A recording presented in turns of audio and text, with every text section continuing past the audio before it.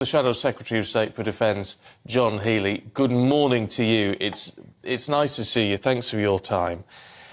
I mean, and this is part of the issue, isn't it? 12 months on, I mean, it's been a remarkable fight back from Ukraine. But this is something we are going to have to very much stay involved in, isn't it? I mean, not only for the global situation, but actually also for us in this country as well. It is indeed. We're marking a year since the full-scale invasion, but in truth, Ukraine have been fighting Russia for 9 years now, not one. And this is long-term, and it's quite clear that the next government will inherit this Ukrainian conflict and the wider Russian aggression against the West. So one of the things that I've saying, and Keir Starmer was able to say to President Zelensky last week in Kyiv, was that if there is a change of government at the next election, there will be no change in Britain's resolve to confront Russian aggression, to pursue Putin for his war crimes, and also to stand with Ukraine.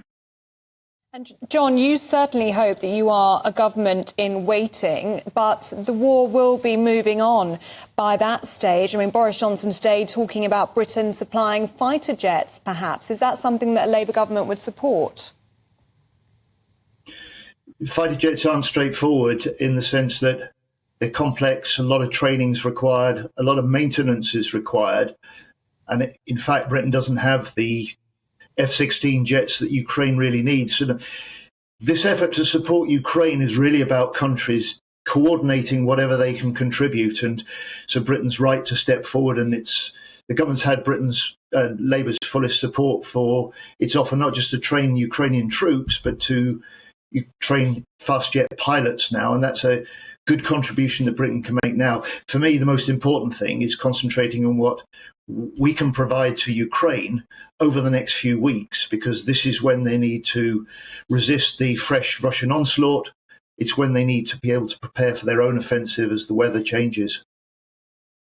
Well, I mean, it's interesting you say that, and obviously you, the Labour Party, has supported the government in a lot of these actions.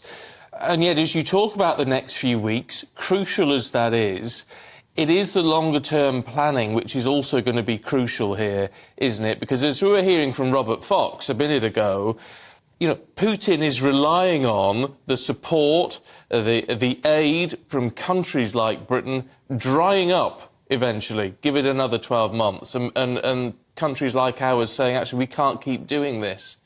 We've got to keep doing this, haven't we?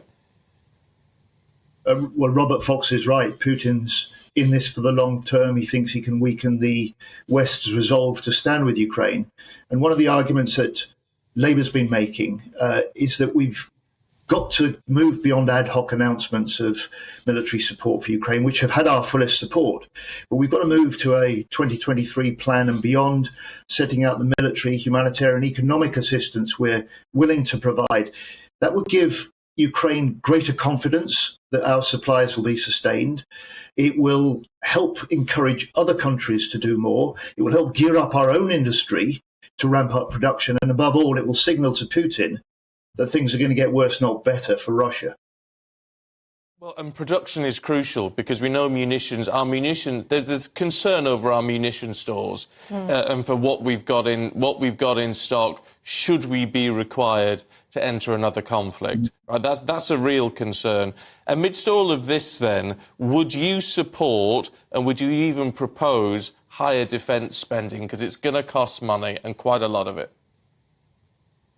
Well, first of all, it's quite clear, and I've set out a plan for a stockpile strategy. We clearly need that in order to produce what we have to continue to supply to Ukraine for their fight against the Russian invasion, but also to restock our own British Armed Forces. And it took the MOD 287 days to get its act together after the invasion, even to get a contract in place for new anti-tank missiles, which have proved so valuable to Ukraine. And on defence spending, I mean, 25 other NATO nations since the invasion have already rebooted their defence plans and defence budgets. Britain's done neither. And so there's a big test for me in next month's new integrated review. That's the government's plan for Britain in the world and the spring budget. The Chancellor has already said that we need to increase defence spending. And these two tests next week will really tell us whether the government's able to take the big decisions needed to secure our support for Ukraine, but Britain's security for the long term, or whether they're really too worried about the week-to-week survival to take those big decisions.